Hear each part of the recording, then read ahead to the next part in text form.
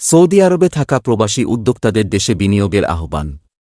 ওমানে রাস্তা দখল করে ব্যবসা, বহু প্রবাসী গ্রেফতার। বিস্তারিত জানতে ভিডিওটি শেষ পর্যন্ত দেখুন।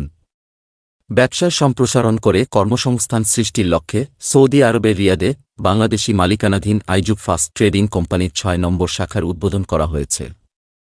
আগত অতিথিরা প্রতিষ্ঠানটির উত্তরোত্তর সফলতা কামনা করেন অতিথিরা। রোববার রাজধানী রিয়াদে প্রধান অতিথি হিসেবে ফিতা কেটে আইজুব ফাস্ট ট্রেডিং কোম্পানির ৬ নম্বর শাখার উদ্বোধন করেছেন দেশটিতে নিযুক্ত বাংলাদেশের রাষ্ট্রদূত মোহাম্মদ জাবেদ পাটোয়ারি। প্রধান অতিথির বক্তব্যে বাংলাদেশের রাষ্ট্রদূত বলেন, দেশের উন্নয়নে অংশীদার হতে বৈধ পথে রেমিট্যান্স পাঠাতে বাংলাদেশিদের প্রতি আহ্বান জানান। এছাড়াও চেষ্টা করলে আরও অনেক বাংলাদেশি সৌদি আরবে উদ্যোক্তা হতে পারবেন বলে আশাবাদ ব্যক্ত করেন তিনি। আইজুব ফাস্ট ট্রেডিং কোম্পানিটি সৌদি আরবে বসবাসরত সকল বাংলাদেশিদের বলে মন্তব্য করেন প্রতিষ্ঠানটির ব্যবস্থাপনা পরিচালক মোহাম্মদ আইজুব।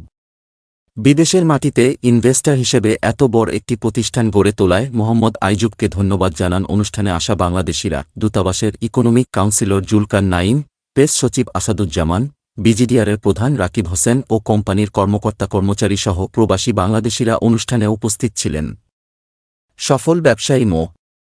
আইজুব মূলত এসি যন্ত্রাংশের শোরুমের পাশাপাশি দেশটিতে ভারত, পাকিস্তান, সৌদি আরবের যে কজন এসি যন্ত্রাংশের আমদানিকারক রয়েছেন তাদের সবাইকে পেছনে ফেলে প্রথম হয়েছেন ব্যবসায়ী আইয়ুবের আমদানিকৃত এসি যন্ত্রাংশ আমেরিকা, কোরিয়া, ভিয়েতনাম, ইন্ডিয়া, চায়নাসহ বিভিন্ন দেশ থেকে আসে। এসব যন্ত্রাংশ দেশটির বিভিন্ন ডিস্ট্রিক্টে শতাধিকের বেশি ডিস্ট্রিবিউটরদের মাধ্যমে বিক্রি করা হয়। তার এই উদ্যোগের ফলে বহু বাংলাদেশি কর্মসংস্থানের ব্যবস্থা হয়েছে।